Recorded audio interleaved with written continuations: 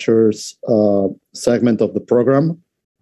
We have with us two brilliant students from the University of Exeter, Jess and Rosie Rees.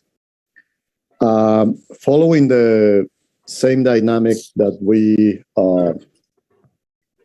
followed throughout the day, each one will have around 15 minutes to present, and then we will leave the last 10 minutes, the remainder of the session, for a short Q&A with questions from our audience. First, let me introduce our speakers in this session. This last session of the program for today. So we have Rosie Rees, who will be talking about the feasibility study of green hydrogen production, storage, distribution, and use in the southwest of England. Rosie has recently completed a first-class postgraduate degree in global sustainability solutions at the University of Exeter. Her interests largely concern renewable energy and the challenges that accompany this, including energy storage. Green hydrogen has been her recent focus, with her postgraduate dissertation exploring the feasibility of a green hydrogen economy in the southwest of England. And Rosie has recently moved to Jersey to start a new job as a trainee in renewable energy data,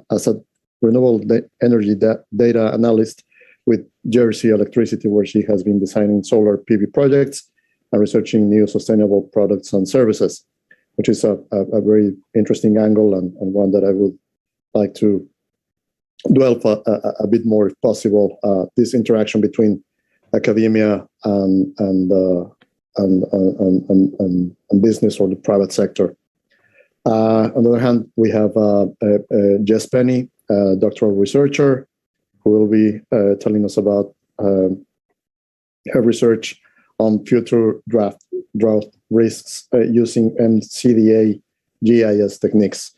Jess is a final year PhD student on the Water Informatics Science and Engineering WISE CDT business program for the private sector. Prior to joining WISE, she graduated from Cardiff University with honors in marine geography, and then went on to complete a master's in water engineering at the University of Exeter. Currently, she's in her final year, where she's working alongside the enhancing resilience to future hydrometeorological extremes in the program Enrich in the Mon River Basin in Northeast Thailand, and on the Sustainable Mineral Institute at the University of Queensland, Australia. She's currently researching land use change and modeling historical, current, and future land use changes within two catchments, the Mon River Basin in Thailand and the Angas Bremer region in South Australia. Welcome, both of you. Thank you for being here. And the floor is yours, please. Who's going first? First, please. I don't mind, whatever you want. Can I go first? Yeah. Yeah. All right. Yeah. Thanks. One minute, I'll just share my screen. Cool. Right. So, hi everyone. My name is Jess, and today I'm going to be talking to you about the work I've been doing assessing drought risk using multi-criteria decision analysis and GIS. My name's Jess. I'm from the University of Exeter within the Centre of Water Systems, and pre-COVID, this was me doing some field work in Thailand, working with the local farmers, and this is me picking a papaya. Anyway, so the Mun River Basin is located in the northeast area of Thailand. The Mun River itself is a tributary of the Mekong River, so it's a fairly important catchment. If you look at the land use change that occurred between 2000 and 2017, you can see that the area is primarily agricultural, whether or not this is paddy field crops or perennials. In fact, between 2000 and 2017, over 50% of the land use is still paddy fields. And this is mainly because the livelihoods of the local farmers there rely on paddy fields for food and also as a source of income. So to model the land use change, we decided to use the future land use simulation model known as the FLUES model. At the time of starting this study, the FLUES model was a relatively new model to use. So we chose it because we thought this would be quite a novel model to use within Thailand. It's also a systems dynamics model, which means that you can use a combination of bottom-up and top-down driving factors. This was really important for the catchment because the data availability within the area was quite limited. So this brings me on to the driving factors that we used. So we chose 9 driving factors in the end. These were the ones that were mainly found within literature, but also ones that were available to the data that we had available to us. So we came up with 7 future scenarios to predict what land use might be like in the future. The first 3, the first one was a business as usual scenario. So this followed on from the trends seen previously between 2000 and 2017. The second scenario was a conservation scenario. So this looked at increasing forest cover by 25% of the catchment by 2050. The third scenario was an increased urban growth scenario. So this is increasing the urban area by different percentages throughout different years.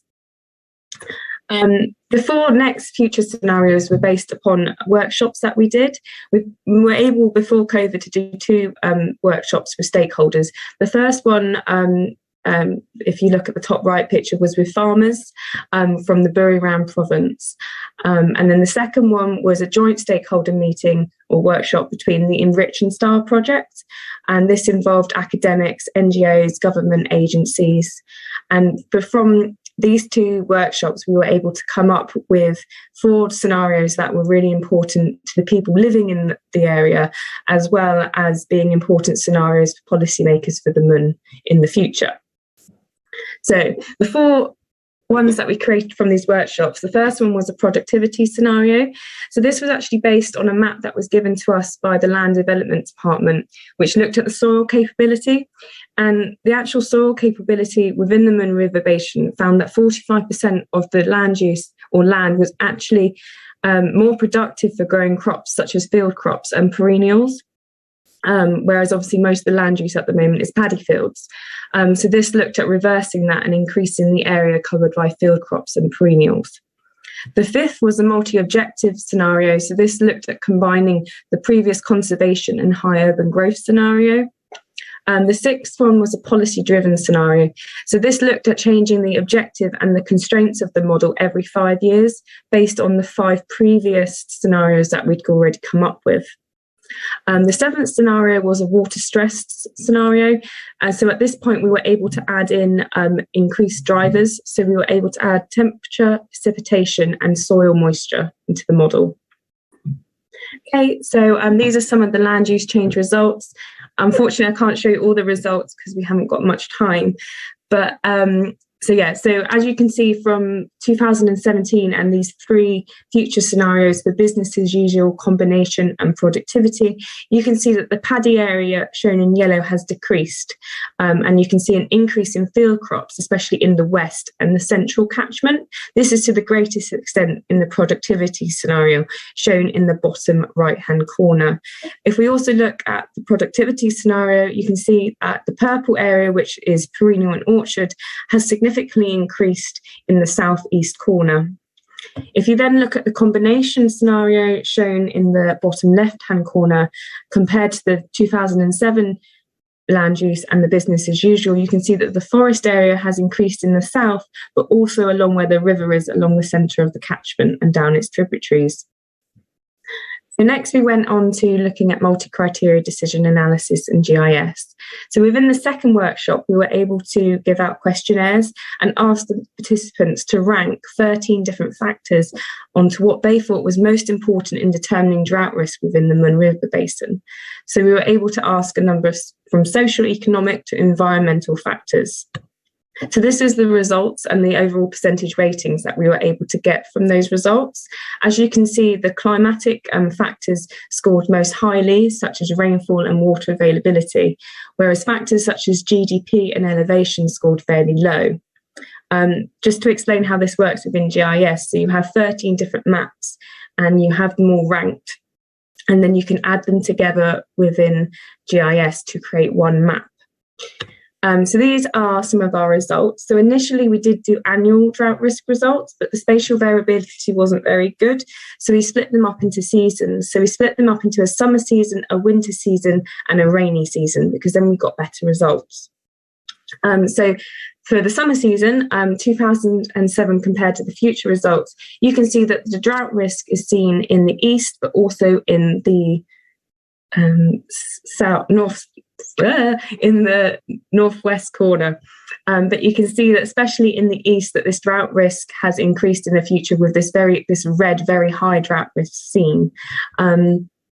It's interesting in the summer season to see that actually in the combination scenario we have a decreased drought risk in the centre of the catchment compared to the other scenarios such as the business as usual and the productivity, and this area is where the new forest area has been developed. In the rainy season, we can see that the drought risk is still in the northwest catchment side of the catchment. However, compared to 2017, we can actually see that in the centre of the catchment, the drought risk has slightly decreased.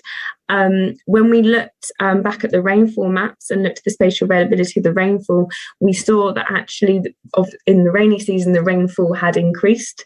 So this would explain why the drought risk in the rainy season is less in the future than potentially it was in 2017. Though you can still, even in the future, the very high area of drought risk has increased, especially in that northwest corner. In November to January, which is known as the winter season in Thailand, you can see that there's a low risk generally down the centre of the catchment towards the west, with an increase in drought risk, especially in the east. And the very high drought risk has increased within the business as usual, the combination and the productivity scenario, though to an extent the drought risk within the productivity scenario is less than the observed within the business as usual and the combination scenarios. So yeah, thank you very much. I have a paper that has been accepted within environmental research letters, which goes into more about how the land use change scenarios were developed and also about how the drivers that we chose had an impact on the land use change. I'd like to thank the YCDT for funding me, and also the Enrich project, which is funded by NERC, which is where I got all my data from. So thank you very much. Thank you very much, Jess. Really, really interesting. And maybe we can discuss it a bit more after Rosie's presentation. So Rosie, over to you. Thank you very much. Yeah, Jess, that was really interesting. Okay. Can you now see my screen? Yes, we can see it. Okay, that's great. So yeah, as Rodrigo said, my name is Rosie Rees, and I've recently completed a postgraduate degree at the University of Exeter within the Global Systems Institute. This short presentation will just outline the dissertation carried out for this degree, titled Wind to Hydrogen in the Southwest of England. First, I'll just quickly introduce myself and then give the motivation and methods used for the study before exploring the results and conclusions drawn. I'll also leave some time at the end for any questions. So from 2017 to 2020, I completed an undergraduate degree in anthropology, where I found myself leaning towards environmental modules. So to develop this interest, I applied to postgrad degree in global sustainability solutions at Exeter still.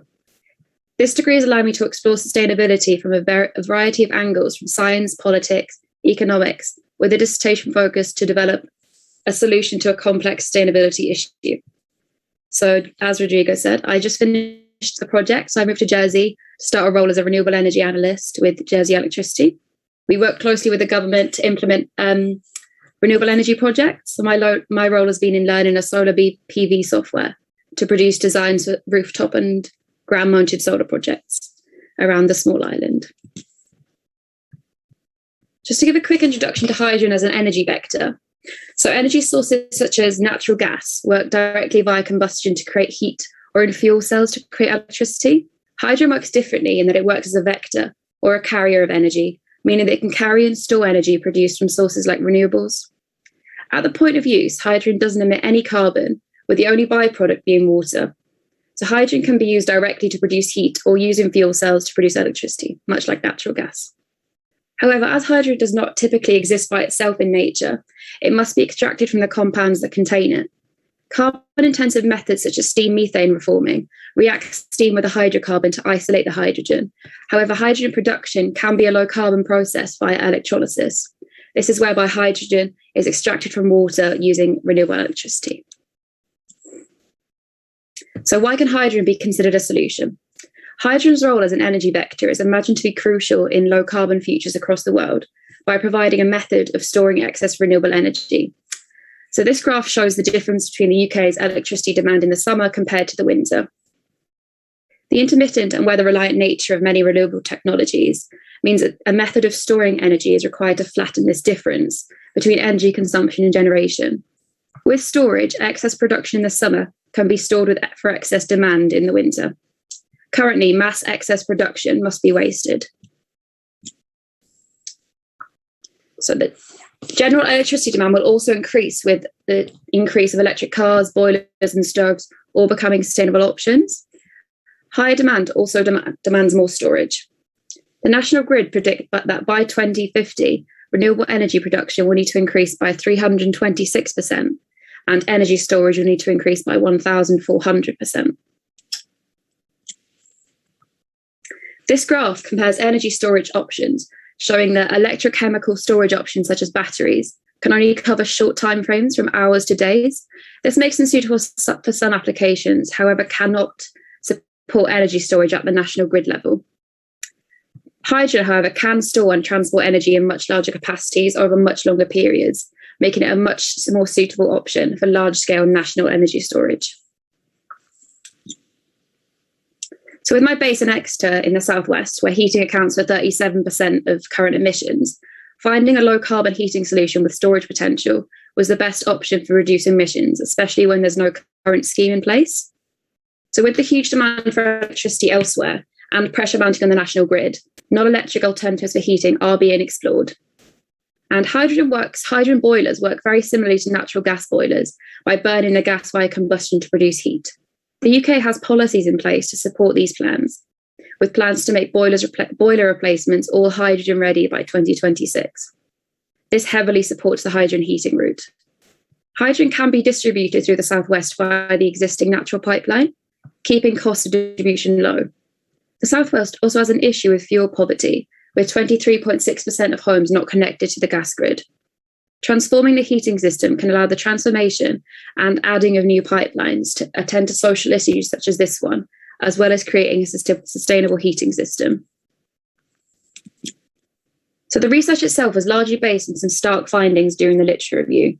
Lots of UK policies currently boast some pretty big promises surrounding hydrogen as an energy vector. So for example, this flowchart from the national grid shows that the preferred future energy scenario in the UK relies on the production of 235 terawatts of hydrogen by 2050. So this is a huge jump from the current 27 terawatts produced in the UK, particularly as this current production is nearly all carbon intensive. So current research, funding and implementation of hydrogen economies do not seem prepared for these promises, particularly as new technology will be required.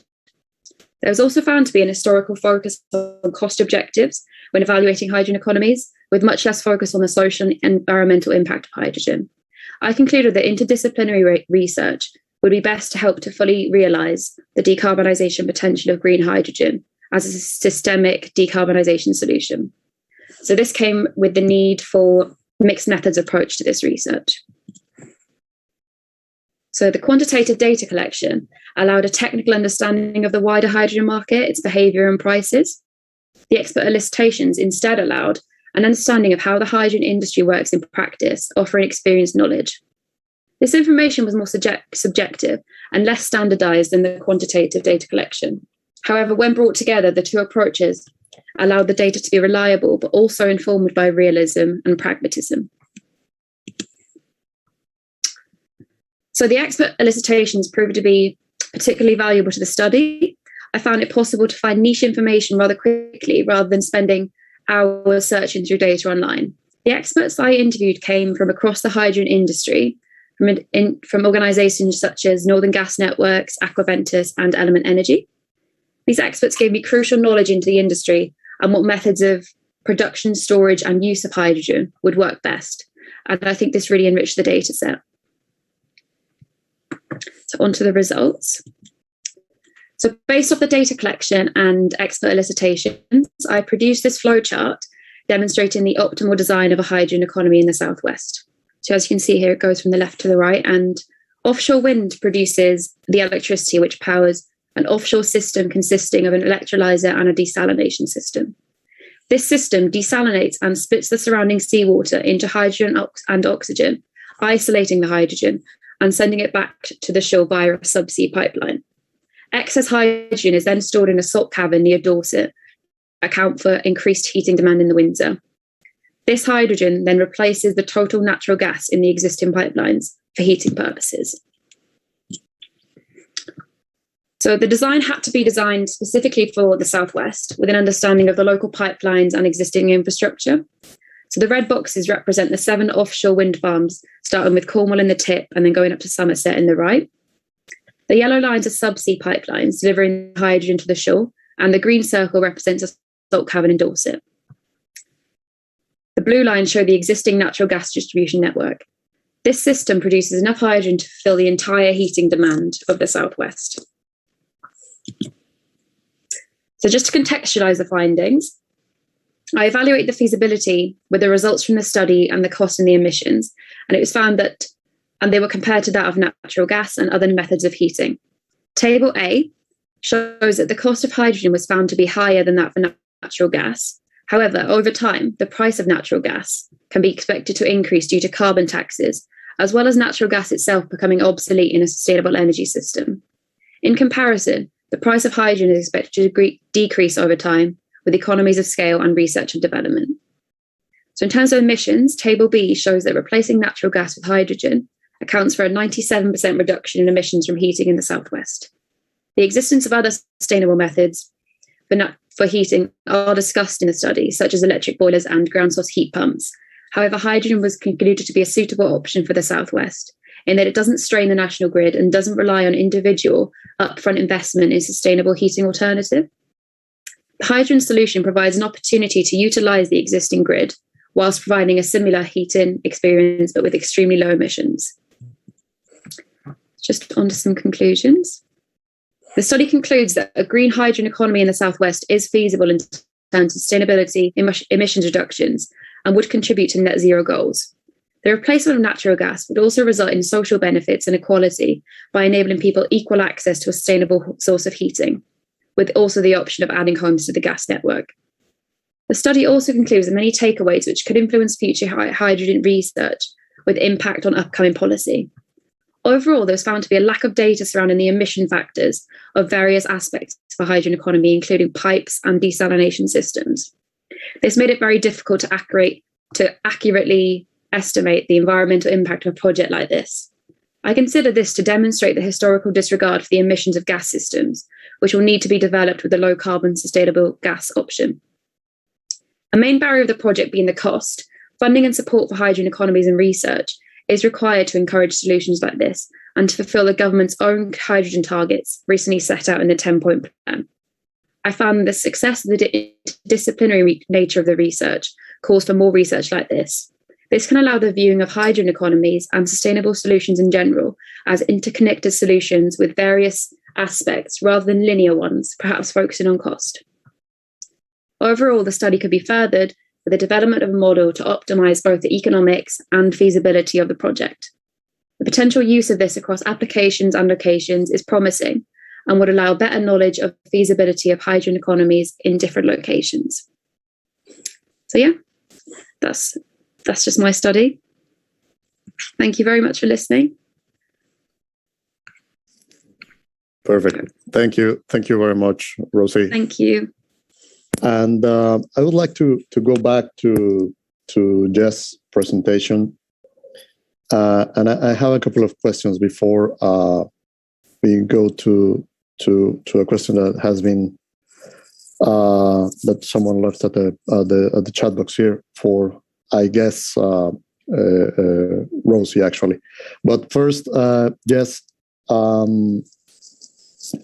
couple of questions. To what extent these new techniques and models that you have been using determine a broadening of our scope of findings that otherwise would not be necessarily there. Okay. And the second question would be related somehow, I guess, is do you think this or something similar to what to the analysis that you conducted, for instance, in future risks in the Mon River Basin, can be applied or replicated or transpolated to, for instance, a similar region or a different region elsewhere, Mexico, for instance? Yeah. Okay. So first off, with the land use change model, scope-wise, land use change modelling has been done all over the world. The FLUES model is a global to regional model. So it can model quite large areas. I think it has actually been used in Brazil before, done the whole area. So scope-wise, I don't think there's much scope in land use change modelling because land use change modelling has been done quite a lot. There is a model called PLUES, which is like the improvement to FLUES, and that can do really, really small scale modelling, which hasn't necessarily been done before. So you can do catchments up with fine detail of 250 kilometres squared with this model. So that's where kind of land use change modelling is going now, is looking at really fine scale land use change modelling. So scope wise, for looking at multi-criteria decision analysis, GIS stuff, it's been highly done with flood modelling. There's loads of studies across the world that have used this technique for flooding and looking at flood risk. There's not much done on drought risk using this modelling technique, which is kind of why I decided to do it, because it has been so much used within flooding, but not necessarily drought. And with like putting it onto a different country, I think that would be fairly simple to do. You just need to have a number of different maps that you can create and rank, and then either you can rank them according to past literature, or you get this questionnaire and you ask experts to see what they think is what would be the most important factor. So scope-wise, yeah, this methodology can be applied to any kind of case study. Perfect. So, yeah, I'm really looking forward to seeing if anyone here in the audience who has joined us, or through the recording of this session, will be interested in perhaps exchanging some information and reaching out to you and establish perhaps a potential collaboration in Mexico or elsewhere. Moving on to Rosie's presentation, for me the main takeaway was the lack of data collection or data analysis on hydrogen, which is actually quite quite shocking circumstance, considering that some level of public policy is being enacted upon this resource. So perhaps you can tell us a bit more on that. And I would like also to mention that I already mentioned that there is a question from a member of our audience, Low Flows 2012, who asks, how feasible would it be to change the production of H2 from wind to hydropower? In Mexico, we don't have offshore wind farms, but instead hydropower dams. So your reply to that, please. Yeah. So just starting off with your question. Yeah, there seems to be a bit of high level policy information just concerning the direction they want things to go. But in terms of the small, local, the based research, there's really not much of it. This was the first in the Southwest, and it would have been one of the first in the UK in terms of the small studies looking spatially at the location, because of renewable energy and how differently it works in different locations. The really small feasibility studies need to be conducted just to make sure it would work on a realistic level. So yeah, and then just linking that to the question asked, actually, really all you need is a renewable form of electricity production, which of course hydropower is. So it would actually be very easy to just have a separate hydropower production system, and then just a separate electrolyzer system. So it wouldn't have to be integrated like my design was, just all in one place. And you could even have electrolyzers in a central location using the centrally produced electricity for a country. It would, as long as it's renewably produced. So I think that's what the UK could look for in the future. While we get up to the 100% renewable production, it's using the decentral energy, because you need to be low carbon. Right. Thank you for that.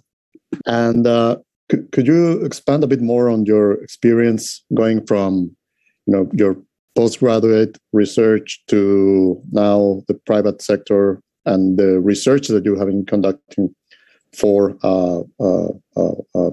it's a completely different realm of activity and whatnot. But tell us a bit more about that. Mm-hmm. Yeah, I'm finding it very, very different. I'm doing similar kind of research in terms of the feasibility studies and that sort of thing, but there's very different morals and sort of, there's different understanding of energy in the industry. I found that talking to the industrial partners within the elicitations as well. They have a much more, I want to say realistic, but that's not the right word. It's very much more based on money, I think, which is interesting, because I've never really been involved in the sort of money side. So that's good that I'm planning on getting a sort of broader sense of the system. But yeah, it's very interesting. And the solar panels, the solar panel designing software is really, really interesting. And I think it's going to be really helpful for the future to be able to know how it actually works in practice, and not just thinking about it for my essays and stuff, Thank you for that. Jess, any comments, any advice to potentially or people who might be interested in following an academic career path from your perspective as a final year student of a very demanding PhD? And so I've actually just started a postdoc whilst doing this bit. So I found the PhD was hard, but I definitely think going the next step and doing the postdoc is I'm really enjoying doing the postdoc. I quite like what Rosie said about it being different, academia being different to industry, because I've got quite a few friends who have gone from doing their PhD into industry, and they say it's very different. But I would always say if you've done postgraduate degree than do the PhD, because it's really nice having your own little niche in research, I think. So I'll definitely do it. If you're thinking about doing a PhD, then just do it. I think that's my advice. And for both of you, any particular challenges that you see or perceive from your field, and any advice on that? One of the particular challenges in my case study in Thailand is trying to persuade farmers who have farmed paddy fields for their whole lives and their families for their whole lives, trying to persuade them that actually paddy fields aren't that great, and that though there are different alternatives to crops that they could farm, which would be better for them crop-wise, but also better for the environment, especially with increasing drought risk. Trying to get that through policy is quite difficult. So I think it's going to have to be a combination of suggestions of trying to get people to change their crops, but also try and alleviate drought risk through water management, that style of thing. Yeah, and I found really that the interacting with the industry was quite difficult, and not many people had that much time, and it's quite a quickly growing industry. So lots of people having to fit me in, and lots of things just fell through and that sort of thing. But I found it really, really helpful to go in with the emails and the interviews with the motivation and why this research is so important, and why it would actually it would benefit me a lot, and it would benefit the wider industry if I could have a chat with them. So yeah. Perfect. And I guess one of the key outcomes or lessons or takeaways that we got from this first day of activities and sessions with our panelists and speakers relates precisely to these challenges that we are all facing in terms of turning academic research into policy, and effective policy for that matter. So on that note, I want to thank you both. It's been fantastic seeing the results of your research at different stages of your respective careers. Rosie from her master's, Jess during her PhD, and now postdoc, for which we wish you the best of luck, and both of you, of course. And I want to thank you, everyone who has been joining us and who stayed throughout the whole program today. I want to invite you all to join tomorrow at 8:30 a.m. Mexico City time, 2:30 p.m. BST, local time in London, using the same link in case you're accessing through the Zoom platform. Otherwise, if you are following us through social media, Facebook Live, we will be broadcasting live tomorrow as well. We will have fantastic speakers and panelists throughout the day. We will be discussing the water energy nexus. We will have another round of keynote speakers from Imperial College London and our very own Agustín Breña from IMTA. It will be fantastic. Join us, please. Don't forget to leave your comments or questions if you have them using this chat box or in the comment box in Facebook and other platforms. Thank you so much for being with us. I hope that you enjoyed our program today, and we're very much looking forward to seeing you again tomorrow for our final day of this binational conference on water, climate change, and its interaction with food and energy. Thank you so much, everyone. See you tomorrow, and please leave your comments